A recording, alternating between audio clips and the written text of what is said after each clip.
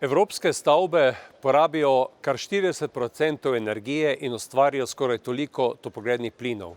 Zato je razprava o direktivi o učinkovitosti stavb ena izmed najpomembnejših razprav v okviru paketa Pripravljeni na 55. Na eni strani lahko z obnovo stavb prihranimo pri stroških za energente, zmanjšamo odvisnost od uvoza od energentov in naredimo nekaj dobrega tudi za okolje. Vsekakor pa je hitrost in zahtevana hitrost obnove zelo velika.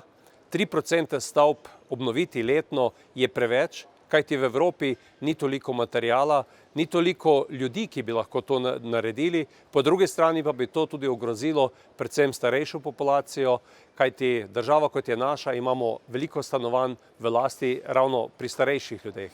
Zato bo potrebno v nadaljevanju še veliko pogajanj med Evropskim parlamentom, komisijo in državami, da na koncu dobimo kvalitetno direktivo.